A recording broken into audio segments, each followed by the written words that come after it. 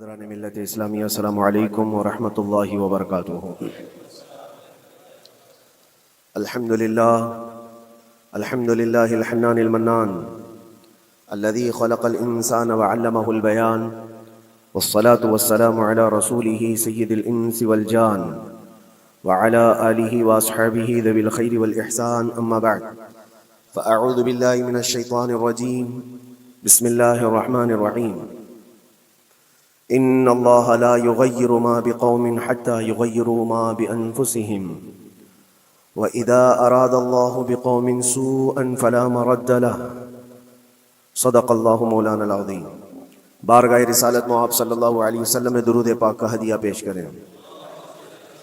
اللہم صلی علی سیدنا محمد معدن الجود والکرم وآلہ واصحابہ الکرام وابنہ الکریم وبارک وسلم صلاة دائمة سرمدا ابدا۔ حالات زمانہ کے اعتبار سے اور ہماری حالتوں کے اعتبار سے ایک بہت ہی عمدہ شعر ہے جو بالکل صادق آتا ہے۔ قوت فکر و عمل پہلے فنا ہوتی ہے، قوت فکر و عمل پہلے فنا ہوتی ہے جب کسی قوم کی شوکت پہ زوال آتا ہے۔ یوں ہی کوئی قوم نہیں مرتی، کسی قوم کے اوپر زوال آتا ہے تو سب سے پہلے اس قوم کے اندر سوچنے سمجھنے کی صلاحیت ختم ہو چکی ہوتی ہے، تب جا کر کے زوال آتا ہے۔ آج اس شعر کو میں پڑھتا ہوں تو محسوس ہوتا ہے کہ ہماری قوم پر یہ شعر صادق آتا ہے۔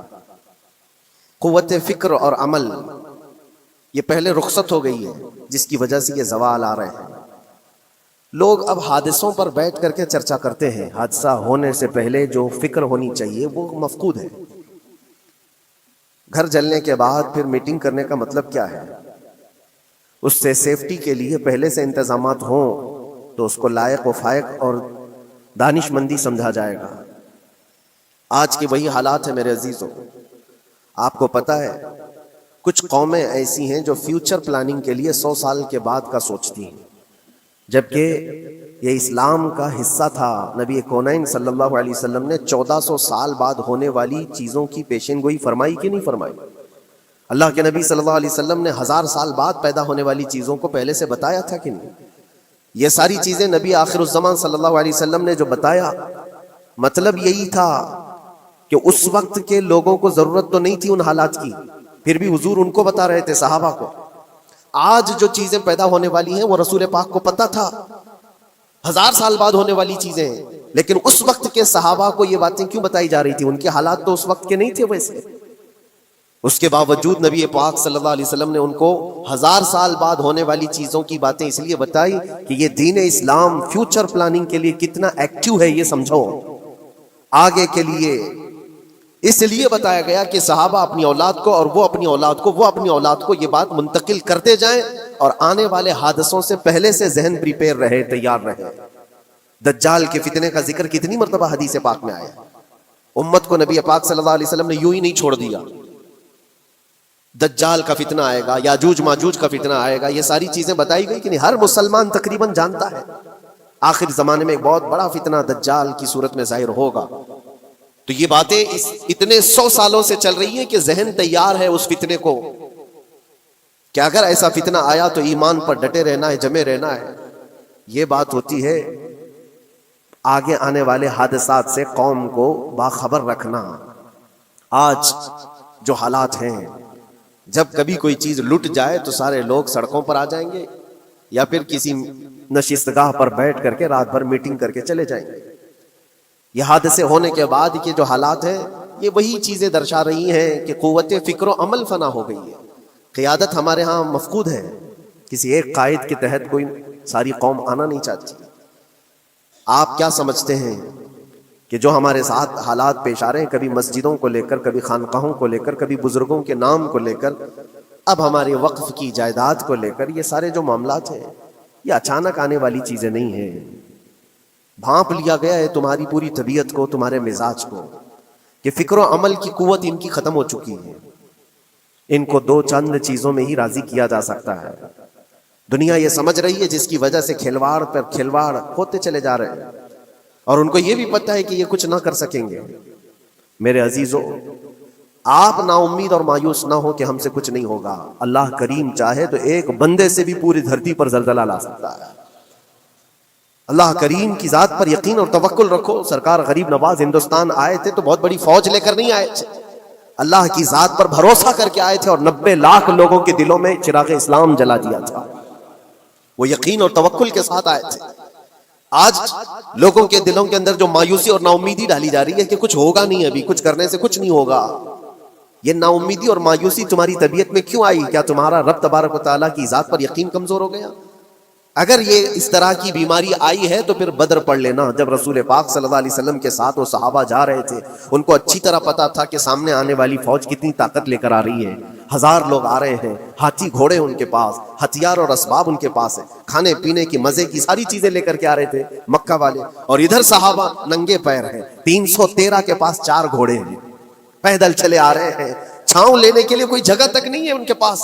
ایک کھجور کسی کے پاس ہو تو 10 لوگ اس پر اکتفا کر لیں. فاقے پر فاقہ کرنے والے وہ صحابہ, لیکن انہوں نے یہ نہیں کہا کہ اللہ کے نبی صلی اللہ تعالیٰ علیہ وسلم سے کہ ہمارے پاس اسباب کی کمی ہے, ہتھیار کی کمی ہے, کچھ نہیں, ہمارے پاس سواری نہیں ہے. بغیر سواری کے 180 کلومیٹر مدینے سے چل کر کے وہ بدر پہنچے تھے, بدر تک پہنچے تھے. اور اس وقت اپنی ساری محنتیں, اپنی ساری قوتیں انہوں نے زمین پر لا کر رکھ دی. پھر بدر کے میدان میں جب پہنچے تب اللہ کریم کی بارگاہ میں دعا کیا تھا میرے مصطفیٰ نے, اے اللہ اگر اس نہتی قوم کو تو نے فتح نہیں دی تو پھر قیامت تک اس روئے زمین پر سجدہ کرنے والا کوئی نہیں ہوگا. یہ محبوبانہ انداز تھا میرے مصطفیٰ کا. وہ دعا مدینے میں بیٹھ کر کے بھی تو کر سکتے تھے. 180 کلومیٹر دور اتنی مصیبت میں دھوپ میں چل کر کے جانے کی کیا بات تھی؟ ننگے پیر صحابہ گئے ہیں, فاقے پر فاقہ کیے ہوئے. وہ مدینے میں بیٹھ کر دعا کرتے تو کیا رحمت للعالمین کی دعا قبول نہیں ہوتی؟ لیکن مصطفیٰ کریم صلی اللہ علیہ وسلم نے یہ مزاج دیا ہے, پہلے فکر و عمل میدان میں لاؤ پھر دعا کرو, اللہ کی مدد آتی ہے.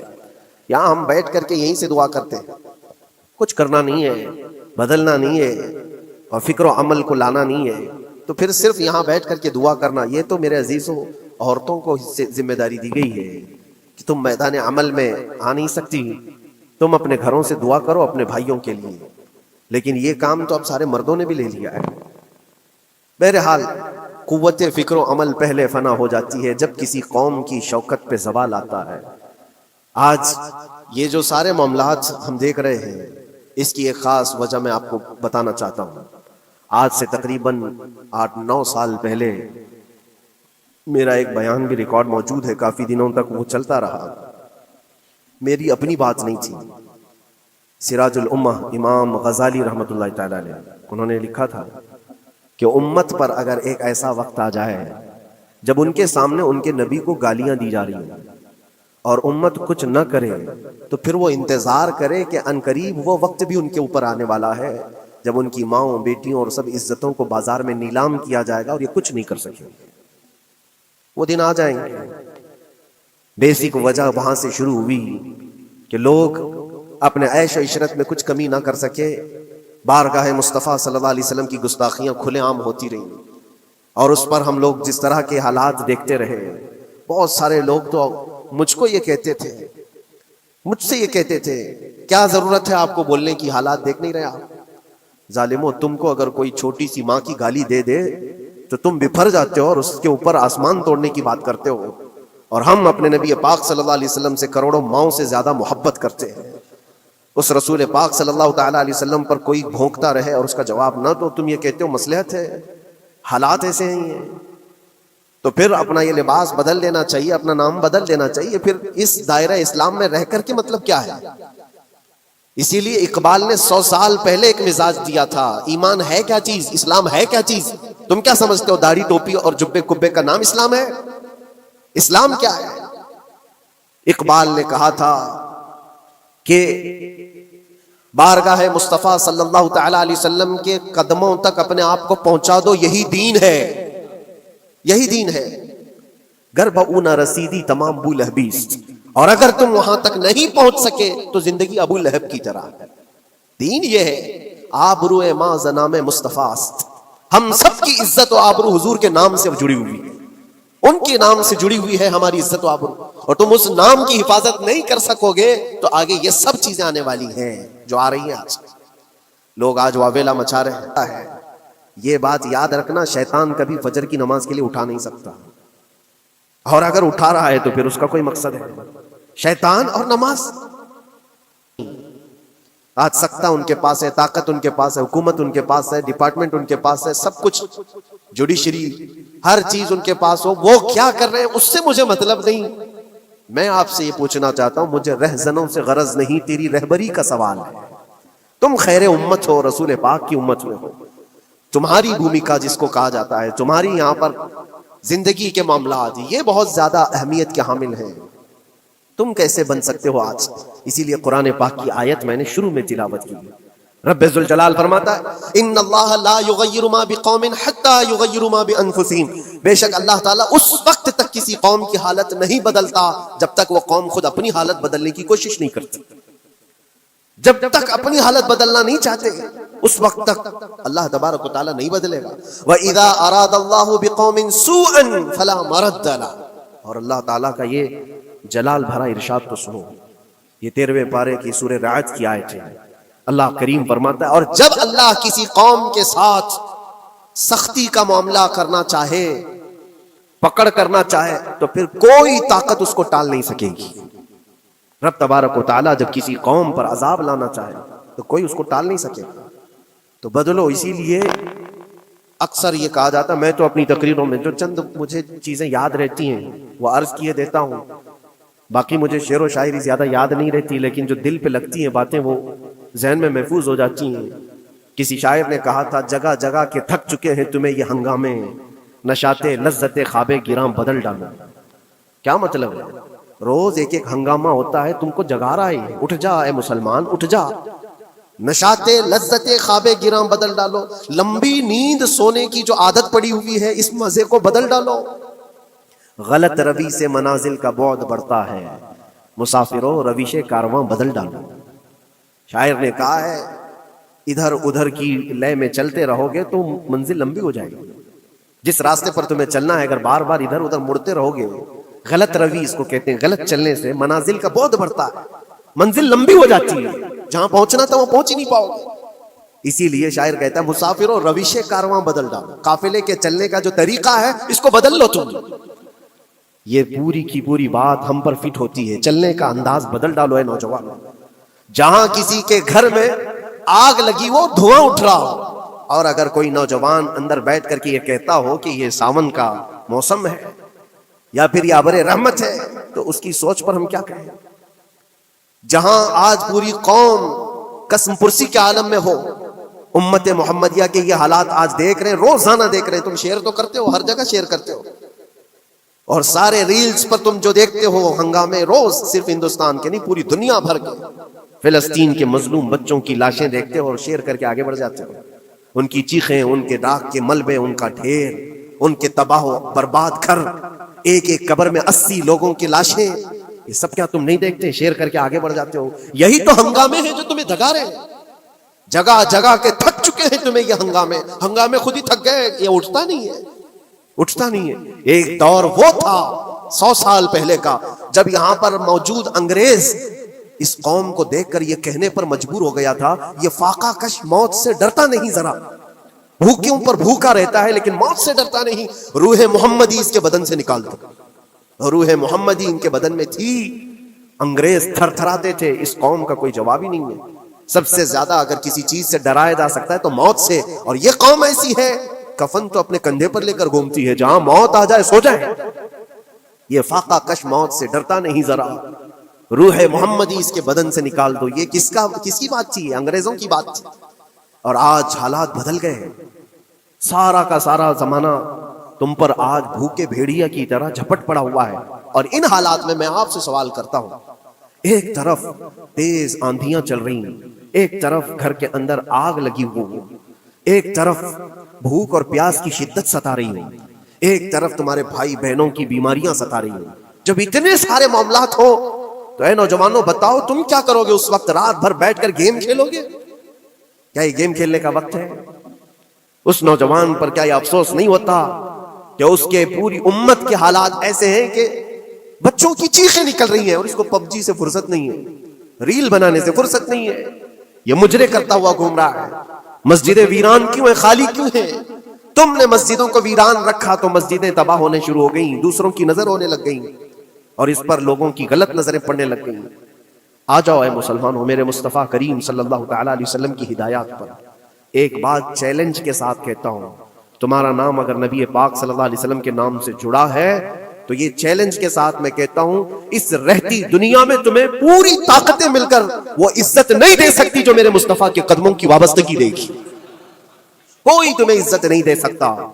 تمہیں وہیں آنا پڑے گا, اسی پوائنٹ پر آنا پڑے گا جہاں پہنچ کر کے خالد بن ولید نے عزت پائی تھی. اسی نقطے پر آ کر جمع ہو جاؤ جہاں عمر پہنچے تھے تو فاروق اعظم بن گئے تھے. اسی نقطے پر آ جاؤ جہاں علی پہنچے تھے تو حیدر کرار بنے تھے. ہر ایک کو عزت اسی بارگاہ سے ملی ہے. اور جو کچھ بھی معاملات ہو رہے ہیں اس کی ایک وجہ یہی ہے, ناموس رسالت پر تم نے ہلکے پن کا اظہار کیا تو پھر ہمارے سارے مسئلے داؤ پہ لگ جائیں گے. سارے مسئلے, یہ تو وقف ہے. ابھی دیکھو آگے کل تمہاری اذانیں نشانے پر ہیں, تمہاری جماعت کی نمازیں نشانے پر ہیں, تمہاری مسجدیں بھی نشانے پر ہیں کہ تم اپنے گھروں پر بھی جمعہ پڑھ سکتے ہو, چھتوں پر بھی نمازیں پڑھ سکتے ہو. یہ سب معاملات آئیں گے. برقع, حجاب, ٹوپی, داڑھی ویسے ہی چل چکے ہیں مسئلے. ہر چیز نشانے پر ہے. ارے تمہارے کھانے بھی نشانے پر ہیں, تم کیا کھاؤ گے کیا بچاؤ گے یہ بھی نشانے پر ہے. یہ سارے مسائل صرف اسی بنیاد پر ہے. قوت فکر و عمل پہلے فنا ہوتی ہے جب کسی قوم کی شوکت پہ زوال آتا ہے. اور یہ ایک بات یہ بھی میں بتا دوں, اقبال نے سچ کہا تھا, ان کے جو ہم غلام تھے خلق کے پیشوا رہے, ان سے پھرے جہاں پھرا پھر آئی کمی وقار. جو کچھ بھی ہوا ہے ہماری عزت و وقار میں کمی کا مسئلہ ان سے پھر جانے کی وجہ سے. نبی پاک سے تم دور ہوئے, یہ عزتوں اور وقاروں میں کمی ہے. عجیب سی بات نہیں ہے, یہ دوگلا پن نہیں ہے. میں ان نوجوانوں سے پوچھتا ہوں, نبی پاک صلی اللہ علیہ وسلم سے سچی محبت کا اظہار کرتے ہو, حضور سے اپنی جان سے زیادہ محبت کی بات کرتے ہو, لیکن جب ان کے اخلاق کی بات کی جائے تو تمہیں اخلاق ان کے پسند نہیں ہے. حضور پاک کا چہرہ نہیں پسند ہے, حضور پاک کے لباس تمہیں نہیں پسند ہے, تو پھر کون سی محبت کی بات کرتے ہو؟ اللہ کے رسول صلی اللہ تعالی علیہ وسلم سے تم بے انتہا محبت کی بات کرتے ہو. پھر وہ محبت کا تقاضا یہ ہے کہ تمہاری ظاہری زندگی میں بھی تو نظر آئے کچھ. محبت کا تقاضا یہ ہے, تم شرما جاتے ہو, دنیا کیا کہے گی مجھے, دنیا کیا کہے گی, دقیانوسی کہے گی, فنڈامنٹل کہے گی, پرانے زمانے کا کہے گی. میں چہرے پر داڑھی رکھ لوں تو لوگ مجھے پتہ نہیں کیا کیا کوسیں گے. تم نے دنیا کے لیے اپنے آپ کو بدل لیا, یہ نہیں سوچا کہ یہ وہی دنیا ہے جو 4 دن کے بعد میری دوستی کو لات مارے گی, اور 4 دن کے بعد مجھے قبر میں رکھ کر کے منو مٹی پر دبا دے گی, اور مجھے جانا تو ہے پھر قبر میں منہ دکھانا ہے تو اسی مصطفیٰ کو دکھانا. جہاں یہ نہیں پہنچ سکتے وہاں رسول پاک ہوں گے. محشر کے میدان میں جہاں کوئی سہارا نہیں ہوگا اس وقت رسول پاک تمہارا ہاتھ پکڑ رہے ہوں گے, اور تم نے ان کا خیال نہیں کیا. آ جاؤ اسی نقطے پر, اسی پوائنٹ پر جہاں ہماری کامیابی مضمر ہے. میں صرف اور صرف اپنے بیانوں میں یہی چیز عرض کرنا چاہتا ہوں, اتنا چاہتا ہوں اے نوجوانوں, جس کے نام سے تم آباد ہو اس نام کے ساتھ صحیح معنوں میں جڑ جاؤ, کیونکہ قرآن کا وعدہ ہے وَلَا تَهِنُوا وَلَا تَحْزَنُوا وَأَنْتُمُ الْأَعْلَوْنَ إِن كُنتُم مُؤْمِنِينَ. گھبراؤ مت, پریشان مت ہو, تم سب سے زیادہ بلند رہو گے. اگر اللہ نے فرمایا ہے تو یہ 100% حق ہے. اللہ نے فرمایا ہے تم سب سے زیادہ بلند رہو گے, لیکن آگے رب فرماتا ہے ان کنتم مؤمنین, اگر تم سچے ایمان والے ہو جاؤ. اور ایمان کس کو کہتے ہیں؟ لا یؤمن احدکم حتی اکون احب الیہ من والدہ وولدہ والناس اجمعین. میرے آقا فرماتے ہیں ایمان اس وقت تک کمپلیٹ نہیں ہوگا جب تک تم اپنے ماں باپ اولاد اور ساری دنیا سے زیادہ مجھ سے محبت نہ کرو. یہ ہے. اور اخیر میں یہی کہوں گا, ہر مسئلے کا حل, سارے تمام ایشوز کا خلاصہ, علاج ایک ہی چیز میں ہے کہ محمد سے وفا تم ہے تو ہم تیرے ہیں. یہ جہاں چیز ہے کیا, لوح و قلم تیرے ہیں. لوگ انتظار میں ہیں, بہت سارے لوگ یہ پوچھتے بھی ہیں ہمیں کیا کرنا چاہیے, ہمیں کیا کرنا چاہیے. ظلم پہ ظلم ہوتا جا رہا ہے. ظالم اپنے انجام پر ضرور پہنچیں گے, کیونکہ قرآن میں اللہ کا وعدہ ہے وَسَيَعْلَمُ الَّذِينَ ظَلَمُوا أَيَّ مُنْقَلَبٍ يَنْقَلِبُونَ. ان قریب ظالم یہ دیکھ لے گا کہ اللہ اس کو کس پلٹی پر پلٹائے گا, کس کھائی میں گرائے گا. اسے اندازہ بھی نہیں ہوگا, اس کے بنے ہوئے جالوں میں وہ خود پھنسے گا. ظالموں کی ایک لمبی تاریخ ہے اور ان کو بھی پڑھنا چاہیے جو آج ظلم کر رہے ہیں. لیکن تمہارا کردار کیا ہو اس سلسلے میں جو ہمارے بچے یا نوجوان سوال کرتے ہیں کیا کرنا چاہیے. پہلے سب سے پہلی چیز میں یہ کہتا ہوں, جتنا کھو چکے, جتنے جا چکے ہیں اور جو اب برباد ہوا ہے, اس چیز پر منتھن کرنا, اس چیز پر بیٹھ کر میٹنگ کرنا, اس سے پہلے میں چاہتا ہوں کہ آگے ہونے والے نقصانات سے پہلے اپنے آپ کو بدل لو. آگے جو بڑے حادثات آنے والے ہیں, آگے جو بڑی آندھیاں آنے والی ہیں, اس سے پہلے اپنے دروازے ٹھیک کر لو, اپنی زندگیاں سدھار لو.